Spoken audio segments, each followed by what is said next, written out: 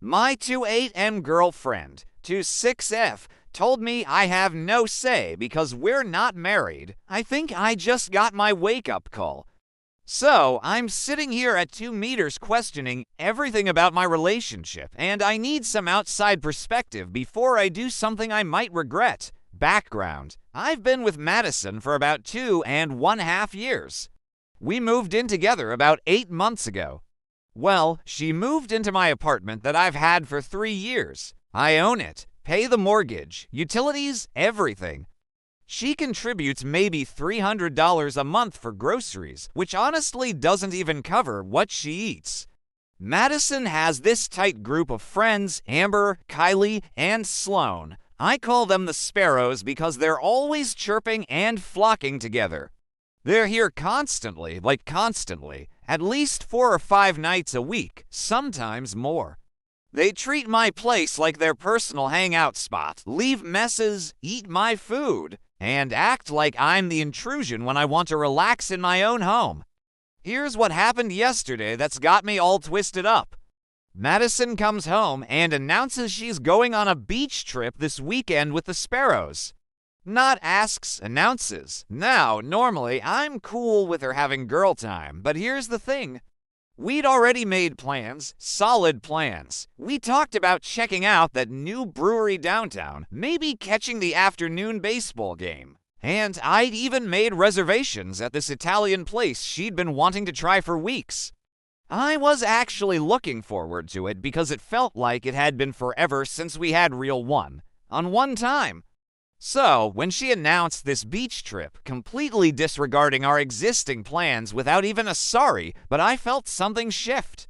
I said something like, "Oh, when did you guys plan this? Would have been nice to know earlier since we talked about checking out that new brewery this weekend, and didn't I make those dinner reservations for Saturday?" She rolled her eyes. "We just decided yesterday. It's not a big deal." I mean, it's fine. I shrug. I just wish I'd known sooner. I was looking forward to trying that IPA they have on tap. Ryan, seriously, you're being clingy. Clingy? I just said I wish I'd known earlier. We live together. It's normal too, that's exactly the problem. She snapped, turning to face me with this look I'd never seen before. You think because we live together, you get to have opinions about everything I do.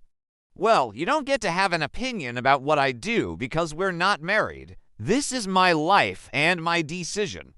The way she said it, there was this coldness in her voice I'd never heard before. Like I was some random guy she barely knew instead of someone she has been with for over 2 years.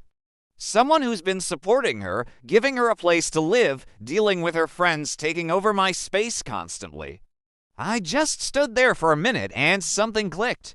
Not in an angry way, but more like clarity. Like when you've been trying to solve a puzzle and suddenly see the whole picture, she continued. Besides, you knew I wasn't the type to ask permission when we started dating. That's not changing now. The thing is, she's right about one thing. We're not married, but that goes both ways, doesn't it? I didn't say anything else, just nodded and went to the bedroom. She left this morning for her trip, kissing my cheek like nothing happened, telling me she'd be back Sunday night. But here's what's been eating at me. I've been thinking about all the ways I've compromised over the past 2.5 years and how I've always been the one to adjust. Every time her friends needed her, our plans got shelved. Every time the Sparrows wanted to hang out, I lost my evening. Every time there was a friend emergency, I was the understanding boyfriend who said, "Of course, go ahead." I've given up my home gym to make room for her vision board corner. Yes, that's a thing. I can't watch what I want on my own TV half the time because the Sparrows are always here having their wine nights or whatever. I've rearranged my schedule countless times to accommodate her social life. And in return, I get told I don't have a say because we're not married. What really gets me is that I had genuine excitement about this weekend. I've been working extra hours lately and was looking forward to just connecting with her again. Instead, I'm sitting here alone while she posts beach selfies. My neighbor, Mr. Callahan, older guy, widower, super wise, saw me sitting on my balcony this morning looking like hell. He came over and we got to talking. He didn't say much, just listened. But at the end, he said, "Son, sometimes people tell you exactly where you stand with them. Believe them. Reddit. I think Madison just told me exactly where I stand."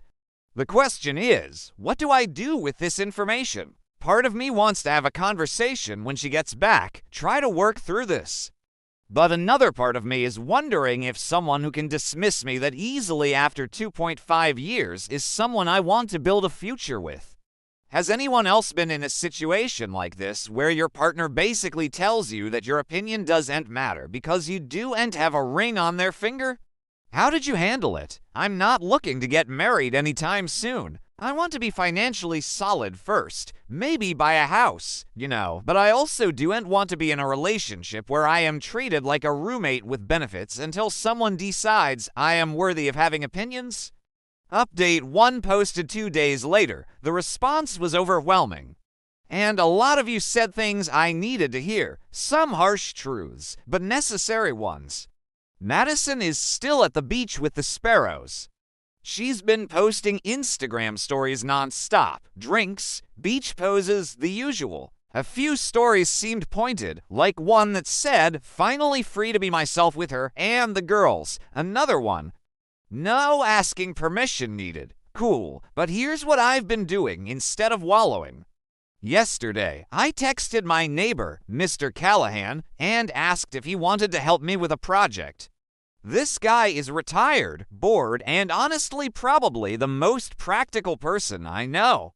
When I explained the situation, he just nodded and said, "About time, son." We spent Thursday going through my apartment and removing every trace of Madison's presence. And I mean every trace. Her skincare products that took up 80% of my bathroom counter, boxed. Her clothes that somehow migrated into every closet and drawer, boxed. The throw pillows she bought that I always hated, boxed. That vision board corner that used to be my home gym, dismantled. Mr. Callahan was ruthless in the best way. He'd hold something up and go, hers. And when I'd nod into the box, it went, no hesitation. The weird thing, with each box we filled, I felt lighter, like I was reclaiming my space. But the real moment of clarity came when we found her little notes she'd left around the apartment.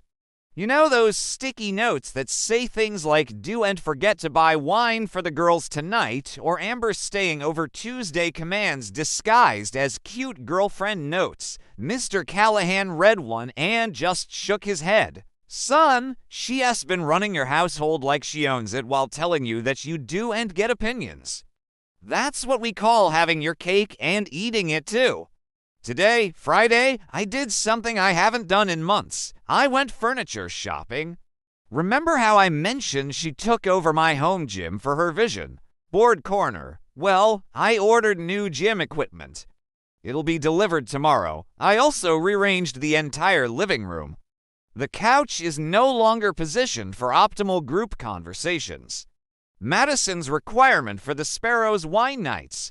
It's now facing my TV in a way that's actually comfortable for watching sports. The kitchen table that was always cluttered with her friends' stuff, it's now clear and set up as a workspace where I can actually use my laptop. But here's the kicker, and I admit this might be petty, but Reddit seemed to appreciate petty justice. I changed my Wi-Fi name to Not Your House, Not Your Rules, and the password to by Madison. Mr. Callahan thought this was hilarious. He said, "Subtle as a brick through a window, but sometimes that's what people need." All of Madison's boxes are neatly stacked by the door. Her key is sitting on top of them. The apartment feels different now. It feels like mine again. I'd forgotten what that was like. I've also been thinking about what a lot of you said about how she's been treating me. The constant dismissal, the regular canceling of plans, the way her friends act like they live here, the complete disregard for my comfort in my own home. One comment really hit me. She's been testing your boundaries for 2.5 years, and you've been failing every test. That hurt to read, but it was true. She texted me a few times today, mostly just sending memes or complaining about sand. Normal girlfriend stuff. I've been cordial but brief. She has no idea what she's coming home to. Some of you asked if I'm planning to break up with her. Honestly, I'm curious to see her reaction first. Someone who truly cares about the relationship would be horrified to realize how dismissive they'd been and would want to fix things. Someone who doesn't, well, that'll tell me everything I need to know. Mr. Callahan put it perfectly. You've leveled the playing field, son. Now you'll see what kind of player she really is. She gets back tomorrow night. I'll update you all on how it goes. Edit. A lot of people are asking about the legalities of just packing her stuff. She never changed her address, still gets mail at her old place, and has no lease or rental agreement here. I checked with a buddy who's a lawyer, and since she's essentially been a guest who's never paid rent, I'm in the clear. Yes, I know changing the Wi-Fi password might seem childish to some, but honestly, after 2.5 years of being told I don't get opinions while supporting her lifestyle, a little pettiness feels appropriate. Update 2.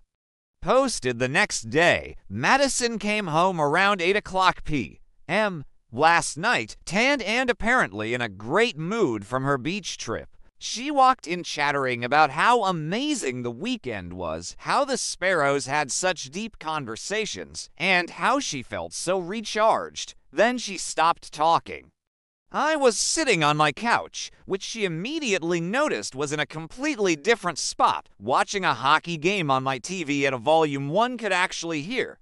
I looked up and gave her a casual, "Hey, how was the trip?" Her eyes went straight to the boxes by the door. Then she looked around the apartment, taking in all the changes, the relocated furniture, the cleared spaces, the absence of her stuff everywhere. "Ryan, what is all this?" She pointed at the boxes. "Your things," I said, pausing the game. "Figured you'd want them back." My things. She opened one of the boxes and started pulling out her skincare products. Why are my things in boxes? And where's my vision board corner? Oh, that. I set up my home gym again. Haven't been able to work out properly in months? The confusion on her face was slowly turning into something else. She walked around the apartment, seeing how different everything looked. You rearranged everything. Yep, it's amazing how much space I have when it's just my stuff. That's when she tried to connect to the Wi-Fi and saw the network name. I watched her face as she read, "Not your house, not your rules." First confusion, then recognition, then this slow burn of disbelief mixed with anger. Her mouth actually dropped open a little bit. I had to bite my lip to keep from grinning. "Are you serious right now, Ryan?" "Deadly serious." "What's the password?" "By Madison," all caps. The look she gave me could have melted steel. She tried the password, connected, and then just stood there staring at her phone. I watched the exact moment it sank in that I wasn't bluffing. Her face went from angry to genuinely stunned. Guess she wasn't used to me actually following through on anything. "This is ridiculous. You're acting like a child." "Am I?" Because I thought I was acting like someone who is making his own decision about his own life because he isn't married. That's when it hit her. I could see the exact moment she remembered what she'd said to me before leaving. "Ryan, that's not if this is about what I said that night. I didn't mean it like that." "How did you mean it then?" She sat down on the couch, my couch in its new position, and for the first time in our relationship, she looked genuinely rattled. I don't know. I was trying to make a point about independence. I just shrugged. Mission accomplished. We sat in silence for a minute. Then she asked, "So what? You want me to move out?" "I want you to understand something, Madison," I said calmly. "You told me I don't get opinions about your life because we're not married. That works both ways. You don't get to live in my space, use my resources, have your friends treat my place like their clubhouse, and then tell me I'm just a boyfriend who doesn't matter. That's not what I meant, but it's what you said, and more importantly, it's how you've been acting. She tried a different approach. Look, I know the girls come over a lot, but they're important to me. They're welcome to visit. I cut her off, but this isn't their second home anymore. This is my apartment that I pay for, where I live and where I make the rules. The arguing went on for about an hour. She went through every stage: denial, anger, bargaining, more anger. She called me petty, fair, controlling, ironic, and immature, rich, coming from someone whose friends leave makeup all over my bathroom. But here's the thing, I stayed calm the entire time. Every boundary I stated was reasonable. Every rule I set was about basic respect. And every time she got heated, I just reminded her, you're right, we're not married. So, this is my house, and these are my rules. Around 1:00 p.m., she started calling the sparrows. I could hear Amber's voice through the phone getting high-pitched and indignant. Madison kept saying things like, he just completely changed everything, and he's being so unfair. Finally, she hung up and said, Amber thinks you're having some kind of breakdown. Amber can think whatever she wants in her own apartment. What's that supposed to mean? It means the sparrows' wine nights are now at someone else's place. That's when she really lost it. Started yelling about how I was trying to control who she could see, how I was isolating her from her friends, the whole manipulation playbook. But I was ready for this. Madison, you can see your friends anytime you want. You can have girls' nights whenever you want. You can take spontaneous beach trips without considering your own boyfriend's feelings, just like you did this weekend. You have complete independence. You're just not doing it in my apartment anymore while disrespecting me in the process. She stormed out around 11 p.m., saying she was going to Amber's and that we'd talk about this when you're being rational. I haven't heard from her since. Mr. Callahan knocked this morning with coffee and a bag of donuts. Heard some raised voices last night. Everything okay, son? When I told him what happened, he just nodded. She be back. Question is whether she's coming to apologize or to fight. That'll tell you everything. Right now, I'm sitting in my reclaimed apartment drinking coffee in my home gym. The equipment arrived this morning, and I feel peaceful for the first time in months. Truly peaceful. A few people have asked if I love her. Yeah, I do, but I love myself more, and I'm finally understanding that loving someone doesn't mean accepting disrespect. Edit. Some of you are asking about the friend group dynamics. Honestly, the sparrows never liked me much anyway. I was always just Madison's boyfriend who happened to own the place they like to party. They'll be fine without access to my apartment. Final update posted 3 days later. Well, Reddit, this saga has come to its conclusion, and honestly, it went exactly how many of you predicted it would. Madison came back Tuesday evening with backup. Amber and Kylie. Sloan was strategically absent, according to Amber, which I thought was hilarious phrasing for someone avoiding drama.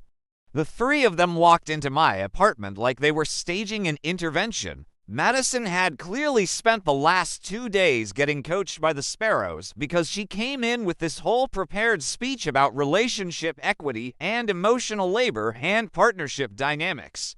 But here's the thing. I'd spent those same 2 days talking to Mr. Callahan, thinking about what I actually wanted and getting comfortable with my decision. Madison's speech went something like, "Look, Ryan, I'm sorry about what I said before I left.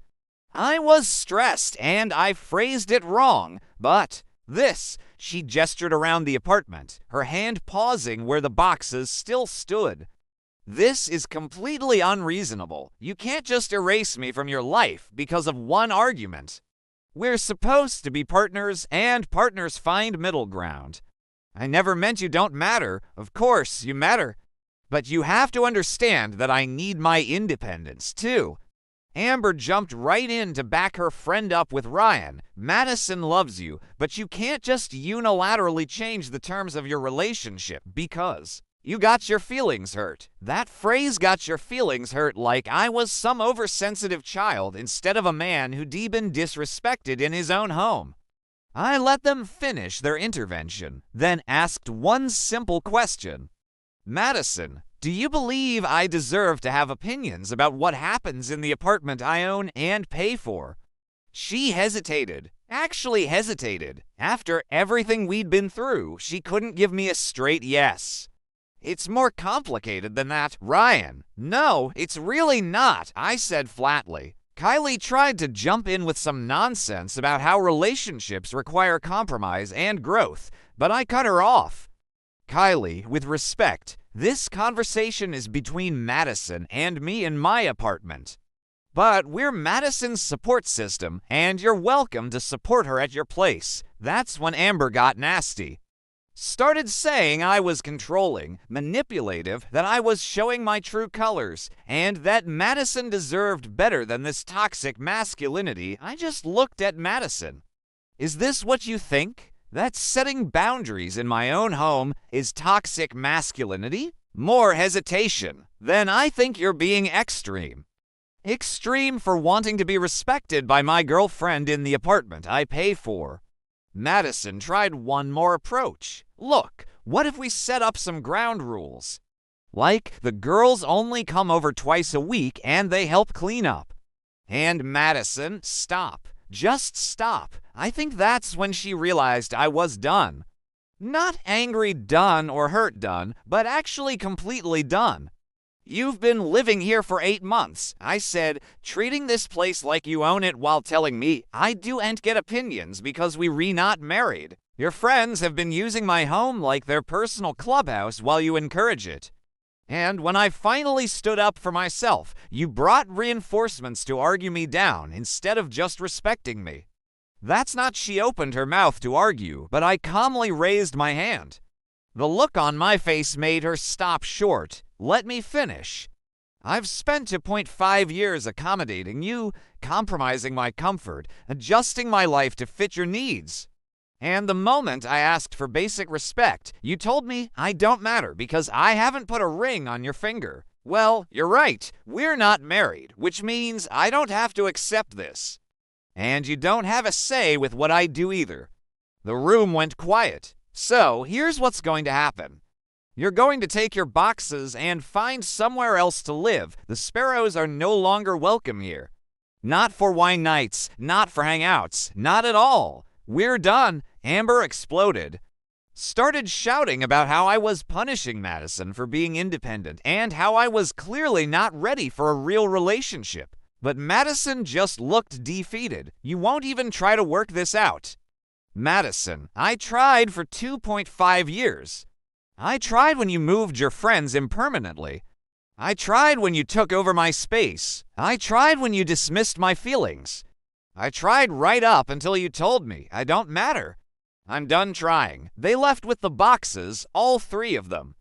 Amber made sure to slam my door, but here's the best part. Yesterday, Mr. Callahan knocked on my door with a surprise. Son, I know you've been having a rough time, and I think you could use some company. He brought me a dog, a Great Dane named Bruno who belongs to his nephew who is deploying overseas and needed someone to foster him for a year. Bruno is massive, gentle, and the perfect apartment companion. He's already claimed the spot on my couch where Madison used to pile her throw pillows. This morning, I woke up in my own apartment, in my own space, with my own rules. I worked out in my home gym, made breakfast in my uncluttered kitchen, and watched SportsCenter at whatever volume I wanted.